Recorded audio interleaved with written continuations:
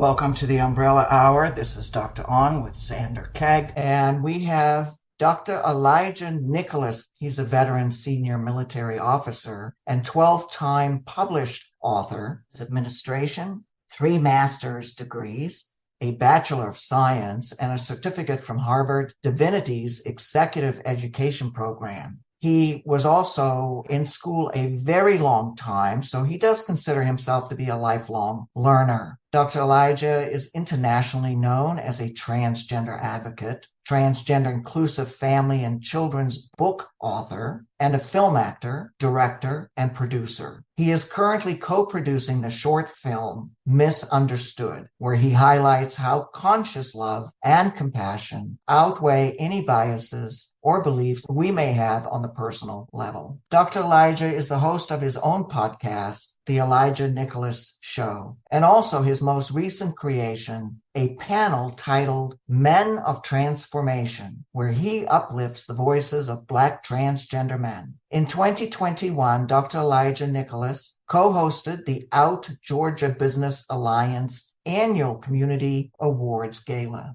He is the recipient of the 2021 Trans Life Award, Pioneer of Inspiration. He can be seen on TV, one as a recurring guest journalist, commentating on multiple episodes of the #1 show in America, Fatal Attraction. He's also appeared on the Steve Harvey Show, as well as the Book of Sean on Fox Soul. When Dr. Elijah isn't speaking, advocating, writing, or acting, you can find him spending time with his lovely boxer, King Duke, and his busy bully, Queen Tilly, right in Atlanta, Georgia. Welcome, Dr. Elijah. Thank you so much. Thank you, Dr. Thank you for having me here, Sanders. Indeed a pleasure to be here with y'all. Absolutely. We're on radio, but the 3 of us can actually see each other. I'm hoping that we might get a visit from your 2 wonderful companions there that you mentioned in the bio. Oh, there it is. Wonderful. So we got to see them. Sleeping doggy. Yeah. Yeah, I was actually nudging her. That's what I was dipping off the camera because I hope they can't hear, but she's snoring. The bully is snoring, so. I can't hear a thing, so your headphones are doing a good job of noise canceling. Okay, wonderful. As a veteran myself, I served in the U.S. Coast Guard. I, of course, wanted to ask you which branch of the military you served in and for how long and what your occupation was in the military. Yes, absolutely. Thank you for your service, Zander.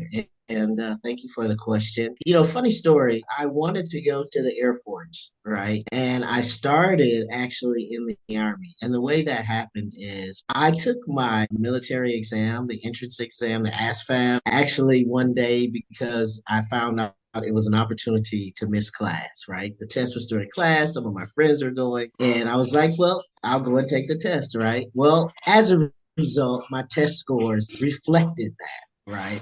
And so when I went to the career fair for college career fair, I went to the Air Force table and I was all excited. I want to join the Air Force when I grow up. And they asked me what my test scores were on the ASVAB. And I told them my test scores, which Zander, they were well below average. And they literally, and this is nothing against the Army or Army folks, but they literally pointed to the Army table and said, you might want to go talk to the folks in the Army. And so I did. And I got in the Army. And they paid for a lot of my school. They paid for a lot of my education. And after I actually finished my master's degree, I transferred over to the Air Force. I retook the test, transferred over to the Air Force, actually took the officer's test and became an officer. Ended up retiring as a lieutenant colonel from the Air Force. It's a funny story. I ended up in the service that was my desire. It's so funny because my first option also was the United States Air Force. And I called them up one day. I called the recruiting station and they asked me when I graduated high school. And I said, oh, I don't have a diploma. I have a GED certificate. And they said, we don't take GED certificates. Call the Army or the Navy. I didn't want to join the Navy. And I told my mother, well, I'm going to go into the Army. And my mother said, over my dead body, you're going to go into the Coast Guard. And I said, what's that? I didn't even know what the Coast Guard was at the time. This was in the mid 1980s. I enlisted in 1986. And she told me about the Coast Guard and I went to the recruiting station. The Coast Guard isn't with the other recruiters. They're in a completely separate location. And then I enlisted. And thankfully I had a high enough score to get into the Coast Guard. because it's similar to the Air Force. It's smaller until you need a higher score. So that's so funny that we both wanted to go into the Air Force. I didn't, I got a medical discharge, or I probably would have transferred over to the Air Force also. That was because that was the goal. In the bio, you mentioned that you published a children's book. You want to tell us a little bit about your children's book? Absolutely. So I have a children's book series actually called Madoodle. The first one is called Madoodle. Second one is called Madoodle the New Kid. And the third one now that I just published this year is called Madoodle Says Bonjour. And you can probably see my covers over my shoulder here. And Madoodle is the story of a 10-year-old African American girl who is navigating the journey of her Uncle Pete,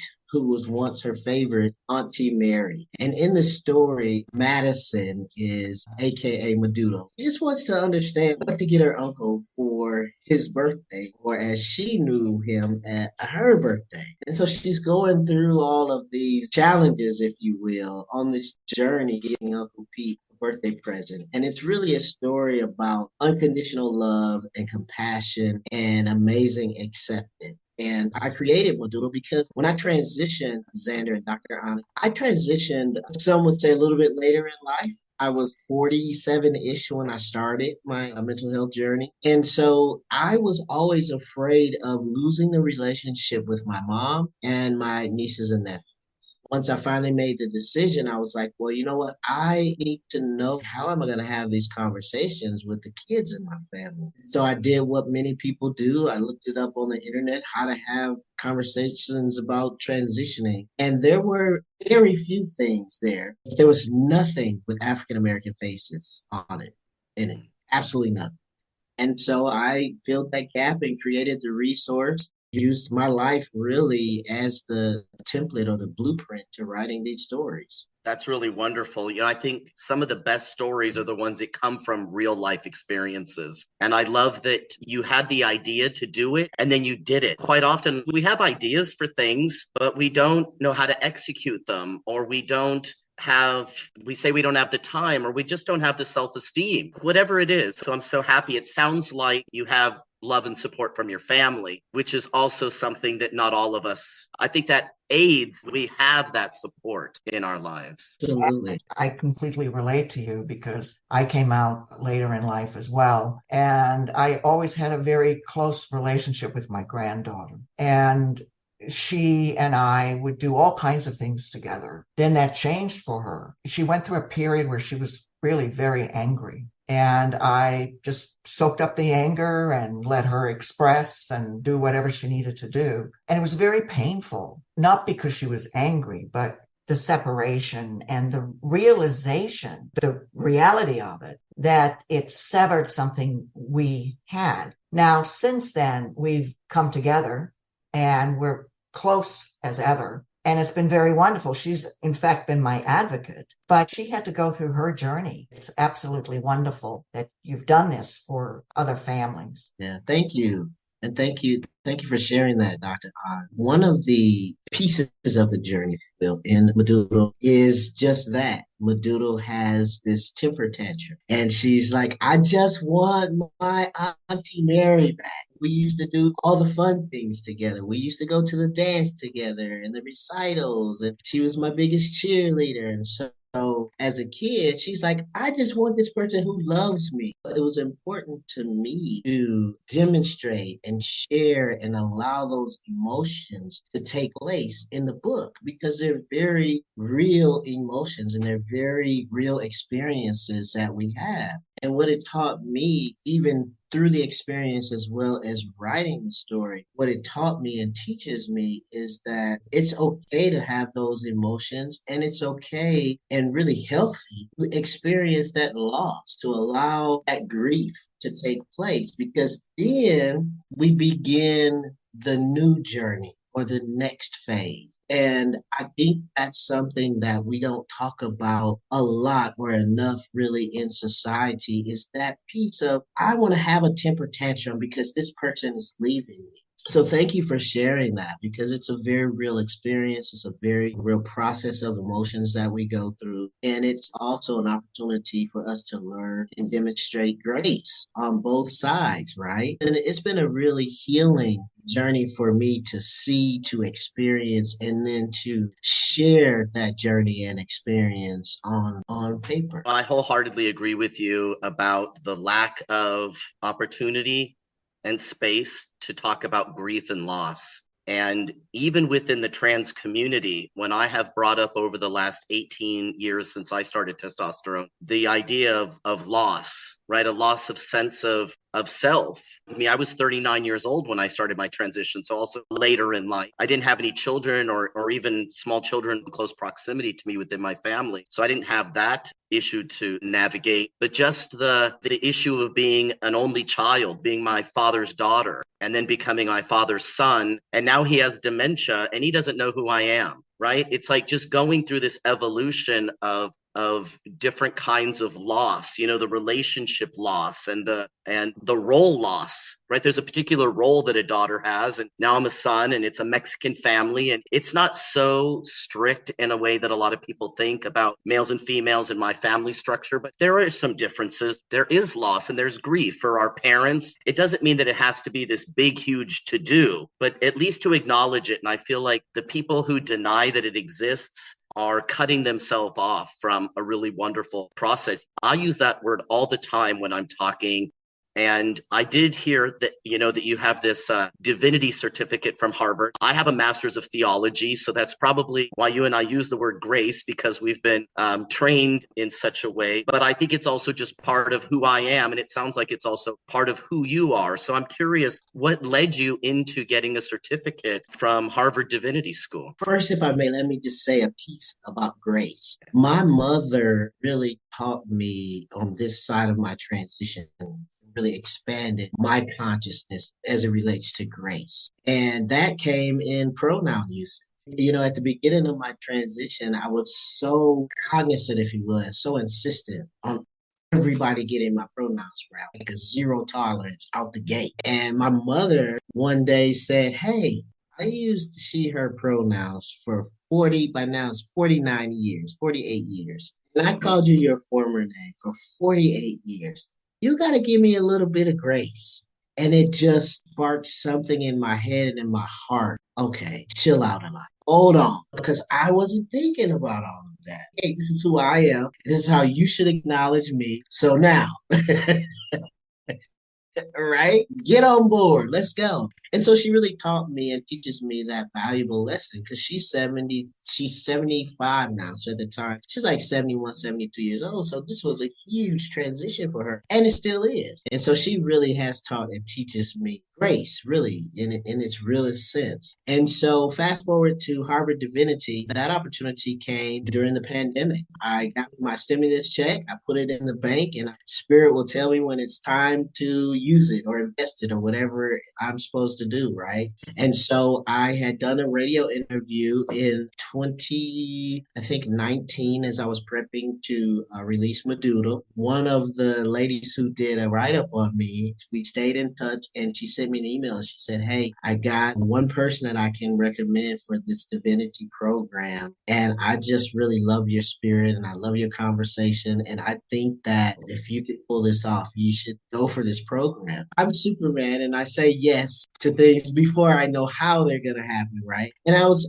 really honored and humbled by the opportunity and really the program. It was an executive divinity program, their executive session or summertime executive series. I think it's called Summer Certificate.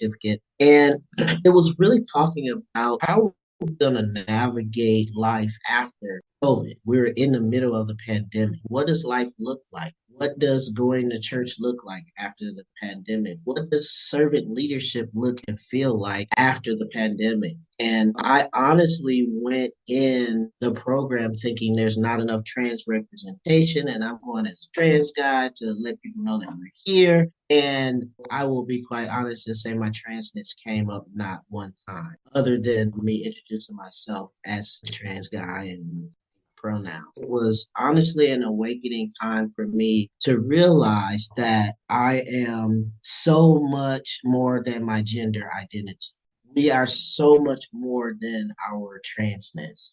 And that time at Harvard allowed me to really expand on that and really think about how I can serve and do advocacy work after this pandemic? What does that look like? So, we'll talk about the mentoring program now, and that's something that has come up since post pandemic. When I was in seminary, I was surprised to encounter so many trans identified people within the system. I went to Pacific School of Religion, which is part of the Graduate Theological Union in Berkeley. And so there's multiple seminaries. And I was meeting trans people all over the place in all these different seminaries and all the different events that they would do. And this is before I even transitioned. And there were lots of gay people and lesbian people and bi. It was a very liberal seminary, but I still wasn't familiar with maybe the organizational level of things. I've shared this in another interview, but I want to let people know that there is an organization called Trans Faith, an organization that's made up of trans people that come from a multitude of religious traditions and experiences, from ordained clergy to lay leaders. It's an interfaith organization from Eastern and Western traditions. So if people want to learn more about trans people in the space of faith, they should check out transfaith.info. You had mentioned also in your bio that you were working on a film called Misunderstood, and it about conscious love and compassion that it can outweigh bias and belief. And I'd love to hear a little bit about the movie, but I also want to ask you a question with what's going on in our society right now here in the United States. It's happening in other countries as well, but here in the United States, we're dealing with a particular situation where various state legislatures are putting forward laws that are focused on or targeted or about, right? It depends. Different people use different words. LGBT people, and in particular trans people, and in very particular the minors, right? The youth in the trans community. I want to know what you think about how can one access this conscious love and this compassion in the face of that. You've already described a little bit, I would imagine, on this issue of grace with your mother and pronouns, because the way you responded to your mother, pretty typical, very insistent. And then she said, pump the brakes. And you went, oh yeah. And your heart opened and things changed. All of us would like to know a little bit more about Misunderstood. And then the values that you're talking about in that movie, how do they apply?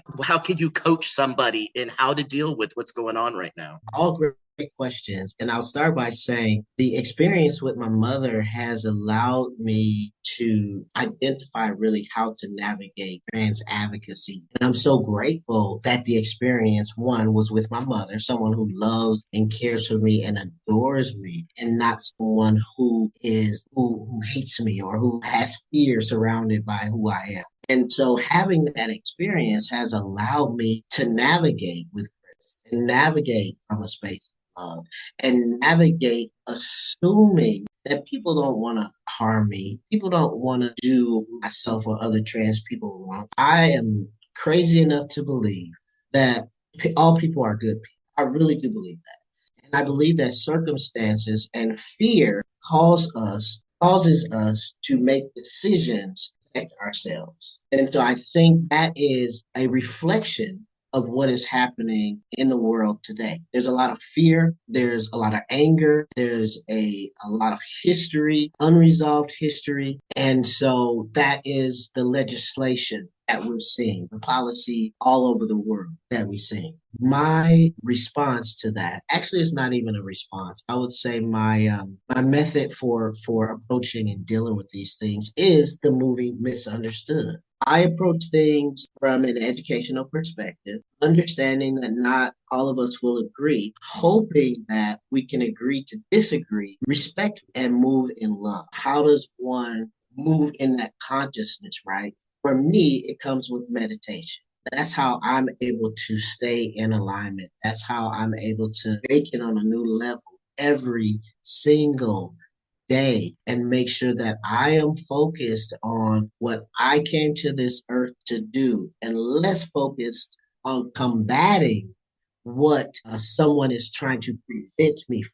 I don't know if you all are listen to or are familiar with Abraham Hicks. Lately, they've been talking about vibration and energy and how there's really two sides of a decision, right? The one that we're comfortable with and the one that we don't want to have. and we can focus on either one, and whichever one we focus on is the vibration that we're going to draw to ourselves. So I choose to focus on love, and I choose to focus on gratitude, and I choose to focus on a higher level of consciousness. And personally, that is what comes to me in my life. So the reason that I did misunderstood is because I now want to take this vibration to the earth. I want to share this love, share this consciousness with folks. And you know what? Some people will absolutely love the movie, and some people will absolutely question the movie. In the end, I believe, as I said in one of my posts recently, we either plant the seed, water the seed, or see the tree at its greatest harvest. And if one of those things happen through someone either hearing about the movie misunderstood, watching the movie misunderstood, acting in the movie misunderstood, any of those things, if any of those things happen, then it's a win for me.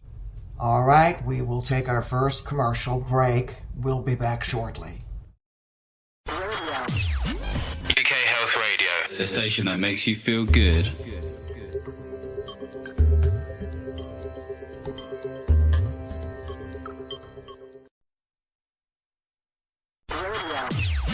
UK Health Radio, the station that makes you feel good.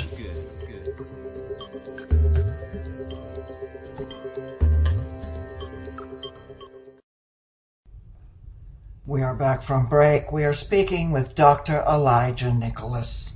So I wanted to share with you, some years ago, I interviewed a couple, trans couple, and they were very concerned about trans youth throwing their baby pictures out. They said they kept their baby pictures because that's who they were at the time. And the reason why this came up is because obviously they had been dealing with this grief onset within parents who were coming to them and sharing their concerns about their kids insisting that they throw out their baby pictures. Since that time, I had met other trans youth who had insisted on throwing out these baby pictures of themselves. And of course, it caused a hell of a ruckus within their family structure. And again, what is your opinion about that? What do you advise other people? So I can't advise, I can say what has worked for me, what has been my experience, because I think it's really important for us to also emphasize that each trans journey is unique, and each person, whether it's trans or non-binary, has very unique experience.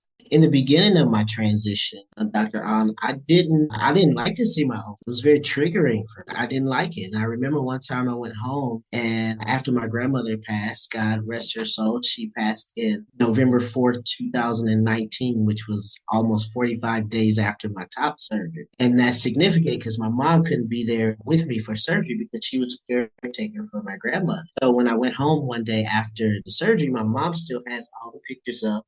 My grandma was living with my mom, and one of the pictures is my baptism picture, and it triggered me. And I was just like, "Mom, like, why do you still have this picture up?" And when she explained it to me, I understood. She said, "Because this is a part of your journey. This is a part of who you are and how you came to be who you are." And honestly, it's my room, it's my house, and these are my pictures. I love my mom. She's so sassy. But she taught me such a valuable lesson that helped me understand the value of Tasha, which is my former name. I have no problem saying my former name or referencing myself as a little girl. It helped me understand the value that Tasha brought to Elijah's life. It helped me understand how much Elijah, was protected by this little girl growing up. And so for me, I'm now through therapy, I will emphasize, through therapy is how I got to this point. I'm now able to look at my former pictures. I show my pictures in my presentation. That's not everybody's experience. Now, for a child, that may be different because they don't have that journey, that extended journey that we may have transitioning at 49. So they may have no desire to see a baby picture or see themselves in a dress or in pants, depending on their sex they were assigned at birth. It may be different for a kid, for someone that's 10 or 12 years old who doesn't have that, and quite frankly, doesn't have that same amount of memory as we do, for me being 47 years old when I started my journey. For me, it's been a blessing and it's been a journey to get to this point, peace now, which is what I help guide people to now, if that's their desire. I love your mother too.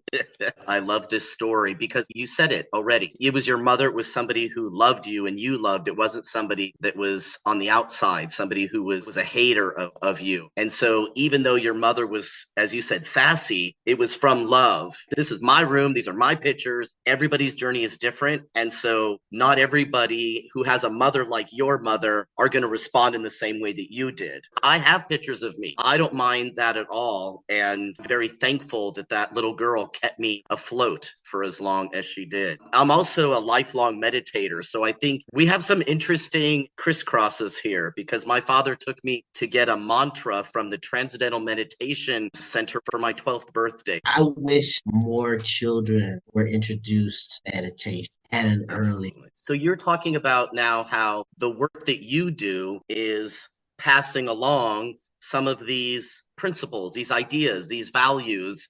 And so I'd love to know, is this part of what you've worked into your 100 Black Trans Men mentorship program? Absolutely. Thank you, Zander. So the 100 Black Trans Men mentoring program is one program that falls under the organization 100 Black Trans Men. And our mission is to empower, equip, and elevate the voices, visibility, and representation of Black transgender men specifically. And the reason that I started this is number one, because I didn't have a Black trans mentor when I started transitioning. Quite honestly, I didn't have one. I have several mentors. I have Black cis mentors. I have white cis mentors. I have white trans mentors. But I didn't have a Black trans mentor. And so that's one of the reasons I started. The other reason that I started 100 Black Trans Men specifically is because when I do my work in corporate spaces, in nonprofits, when I'm talking to organizations about trans journey, one of the things that I'm told is there are no Black transgender men for us to pull from. And I'm saying that's nonsense, right? It's my goal to pull these individuals together and have sort of a pool so that when a company is looking for a leader, for example, to speak on whatever industry that they need a speaker on, and they want to be intentional about bringing a Black trans leader in, they can say, hey, I'm going to call Dr. Elijah's organization because he's got a pool of candidates, right? I thought that I was going to start Zander and Dr. On with 10 people this year. Like my goal was just to get 10 people to help me build the program. I conducted over, I think it was about 50 interviews within 3 weeks, within a month. And out of that, we selected 25 people because I'll be honest, it can be considered a pretty rigorous program. There's 3 phases to the program. There's mindset, there's leadership, and then there's access where the leaders become the mentors. It's a commitment. And so now we have 25 people who are going through the program, and we're in week 3 of phase 1, and we'll be graduating from that in a couple of weeks. And then we go on to the leadership phase, and I'll apply for the 501c3. So I'm looking for sponsorships for our leadership speakers because I want to bring in other leaders. 1, so they don't hear Dr. Elijah's voice all the time, but 2, so they can have a diverse perspective, not just from trans people either, but from folks who are out in the world leading in politics, leading in Fortune 500 companies, leading in the creative arts, etc. Because the reality is many just don't have access to these individuals. I can think of one person already. He is one of the Black trans men I know and has a very powerful voice. And he too came from ministry and had his own church at one time. That's wonderful. That's wonderful. I would love to connect with him. Is this somebody in the Jacksonville area, Dr. On? Is he? He's a veteran. Oh, no, it's a different. No, that's all right. I'm going to type his name because I don't want to say it. For the listener who did not catch that name, the reason is because lack of legal protection for trans people, and oftentimes trans people are not out to their communities because they do face discrimination. Until we know for sure, the discussion we are having is about a gentleman. We are not going to divulge his name because we are not certain at this time. Let's pick up where we left off. Yes, so the person you just mentioned actually was the first pastor to open their doors to me to preach after I started my transition. It's a small world. It's funny that you say that because I want to ask them to speak. I'm not sure where they are on the journey as far as whether they're out or not. I gotta see. Absolutely an amazing speaker. I actually did an interview with him on my podcast show a couple of years ago. Yeah, he's pretty cool. He is. He is. And he wears the coolest shirts. He knows how to model. Oh yeah.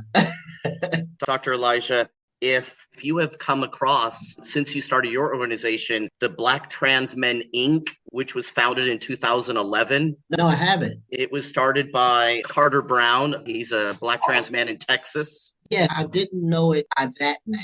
Actually, I spoke at Carter Brown's conference this year at BTAC, Black Trans Advocacy Coalition or Council, I think. That's the group that puts the conference on, but the organization that he founded in 2011 is Black Trans Men Incorporated. Oh no, I didn't know that. I'm gonna have to talk to him about that. Yeah, talk to him because they also have a mentorship program. So it's possible. I don't know if it's active right now. So maybe you have some opportunity for some collaboration there. Absolutely. Yeah, I met Carter once, I think, at a Trans Men of Excellence dinner a few years ago. And then I was able to go and speak at their conference this year. Talked about the duality of gender and spirituality, gender and spiritual identity. And yeah, Carter's a great guy. That's fantastic. I'm glad you know him. You've had an opportunity to work with him. A couple more things. We're getting close to wrapping up. I'd love to hear a little bit more about the Elijah Nicholas show. What do you do on your show? What kind of show is it? So a couple of things. That's my podcast, which I have not done a podcast this year yet, for a couple of reasons. One, because I started the Men of Transformation podcast. And so I'm sure both of you know, like we only have so much time in the day, right? So the second thing is the Elijah Nicholas show. That is my dream talk show. Like my goal is to be a talk show host when I'm not advocating or doing advocating actually through my talk show. I started this vision probably in 2018. And I've already got my theme show and I've got like shows ready and produced. Like I'm just ready for the door to open. And when the opportunity comes, I can say, yes, I'm ready. When do you want me to start? So the Elijah Nicholas show is very similar to the purpose of Misunderstood. And it's really to talk about conscious love and talk about, compassion and those things, which honestly, I think we need right now. I don't know if you've ever read the book Seed of the Soul. Have you ever read the book Seed of the Soul? Amazing. Seed of the Soul, and I believe it's by Gary Zukov. I think that's the author. But Oprah, speaking of talk shows, was talking about this book on her show one time. And so I actually heard about it because I was listening podcast that she had done. It was a show that they turned in this book. He was talking about how the Oprah Winfrey show evolved because of the thoughts of consciousness, that the words that she read in this particular book. Of course, I went to read the book and I understood.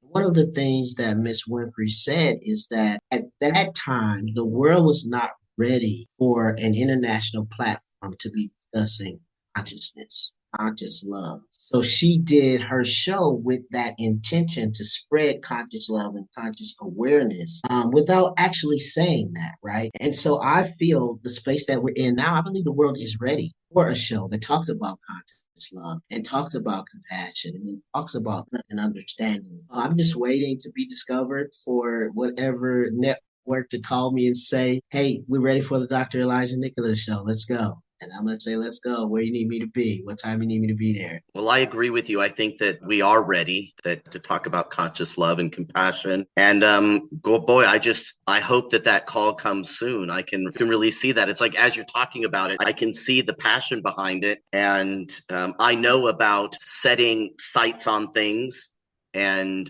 how that can become a possibility if we stay focused on it. I have one final question, and then I really want to know if there's anything additional that you want to say to our audience. Our audience is international. This is an international show, and so people from the United States and India and the UK are the majority, but we have listeners from all around the globe. And so I'd love for you to say whatever you want to say, and then On might have one final thing. You and I are connected on LinkedIn, and you posted earlier today that you had a major announcement coming out on Friday. And since this show is going to air after Friday, I wondered if you might tell us, what is this major announcement that you're going to be making on Friday? After this announcement, we will take a short commercial break. We'll be back shortly. The Umbrella Hour is a podcast with Dr. On and Zander Keig, featuring discussions about everything under the umbrella that affects the health and well-being of transgender individuals. This hour is devoted to various topics, some controversial and others informative. We interview experts in the field and guests who serve as allies and advocates in the industry. We cover a range of talks, from politics to detransition. We aren't all brain work, nor deadpan and serious. We also romanticize, covering movies, books, and poetry by authors and filmmakers. All things trans are covered in this hour with guests, the good, the bad, and the ugly. Please join Dr. On and Zander Keig for an hour of interesting discussions. UK Health Radio, the station that makes you feel good.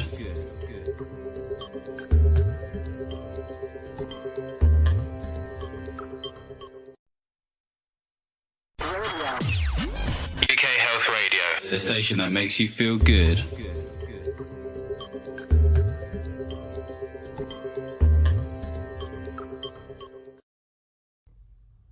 We are back from our second commercial break. Let's pick up where we left off. Tell us, what is this major announcement that you're going to be making on Friday? Absolutely, I'd be honored to share with y'all. Drum roll. So, I had just signed a contract with BDMD. It's BDBEATY, a facial plastic surgery office. And I saw one of the comments. My aunt, bless her heart, she's in LA. So first thing she did, she said, "Are you getting plastic surgery?" And I'm like, "No, I'm not getting plastic surgery, Auntie." But I've signed a contract with them. I'm their first of all, first male person to sign an influencer contract with them, and their first and only trans person to sign a contract. That's huge because this is right here in Midtown Atlanta, and by me being an African American guy, it's like huge. So one of the services that I'll be promoting with them, that I've entered into an agreement with, I don't know all the medical terms, so please forgive me, but it's huge for the trans male population because, for me anyway, when I started taking testosterone, my hair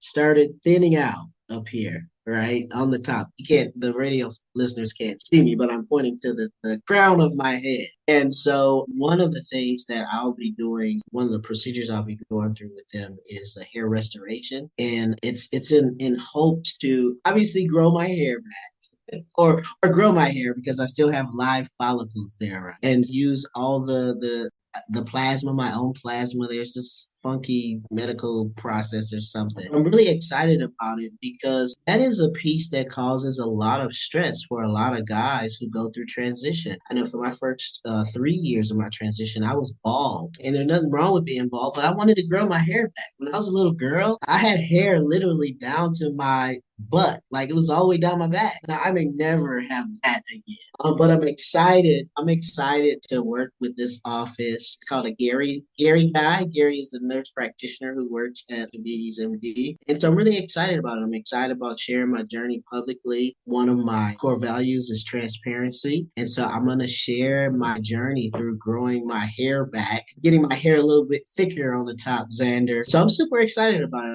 I'm excited to be their first guy. I'm excited to be their first trans guy. And I'm excited to be a Black guy in their office. It's a huge win for me, and I believe it's a huge win for our community. That's pretty cool. I don't want to go bald, so I use a solution. I can't picture me bald. Yeah. Dr. An, I tried one of the solutions, and for me as a person, I deal with high blood pressure, hypertension, so it will nasty side effects. The mix of the two go well. So Even though my hair was really thick at one point from the solution, it wasn't a good long term for me. So I'm gonna try this, hoping this natural use of my plasma and my DNA will regenerate some nice healthy hair on the top of my head.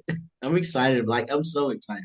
Yeah, I'm definitely going to follow that because as our listeners can't see, I also have very thin hair on the top of my head. It looks like I'm bald, but I actually do have follicles, but the hair is very light in color and very sparse. But I used to have such thick hair that when I went to the stylist when I was pre-transition, I would ask them to use those thinning scissors to take out Wow. the bulk. My hair was very curly and wavy. You know, for people who can't see my beard, I have a very thick, curly beard, and my hair on my head was also very curly and thick. So I don't have distress about it. I just chalk it up to like look like a man, and that's what testosterone did. You know? But I don't want to have surgeries or anything, and I don't want to put a lot of Mhm. chemicals on my head. But if I could use something from my body to kick off, that makes perfect sense. And so I'm going to have to follow your journey in some other way because I don't have social media, but maybe you'll put it on LinkedIn too, and I'll get to Absolutely. follow it there. Fantastic. Yeah, I'm gonna share it on LinkedIn as well. So you'll get to follow my journey, and hopefully in about 6 months you'll see all this hair up here. And actually my hair has grown a lot at the top because I've been using some herbs that a friend of mine who makes oils. I've just been using oil herbs through oil on top of my head, and it's grown a lot. But I want to be just a little bit thicker. Yeah. Well, we are at the end of the hour. I'm wondering, Dr. Elijah, if there's any final words, any words of wisdom, anything you'd like to leave our listeners with. Absolutely. Thank you all for having me. This has been such an amazing interview. I'm so glad that we finally were able to get all of our schedules together. One of the things that we talked about in our mentoring program this past Sunday, their assignment was no post on social media unless it is an expression of gratitude. And that has really shifted the timelines that I see this week. And I've had, some of my guys saying, I'm so glad you gave us this challenge. I have 4 people who are in Florida. They actually live in Florida. And so they're experiencing a lot of stress now. So to see and even feel the shift, and it's only Tuesday, is amazing. My goal was intentional, taking their attention off of the news and onto gratitude. That's the message that I would share with the world is to focus on something. It could be the smallest thing. Listening to this show today, I'm grateful for you all. I'm grateful for you, Xander, and I'm grateful for you, Dr. An, for this platform. I'm grateful for the radio network that's going to play this interview. And I just believe that if we can shift our focus and keep our attention on the things that we are to be grateful for and on the positive things, on love and on a higher vibration and on consciousness, that is what is going to turn the tide. And as one of our mentees said, this too shall pass. It doesn't feel like it right now, but we will get through that. If history, transstory, her story, their story is any indication, we're going to get through this time as well. Thank you so much. You've been awesome. You're welcome. Yeah, thank you Thank you very so much. much. You're welcome. Thank you for listening to the Umbrella Hour. Next time, we will have a guest. His name is Dr. Reed Funderburg, and we hope that you will tune in. Thank you again.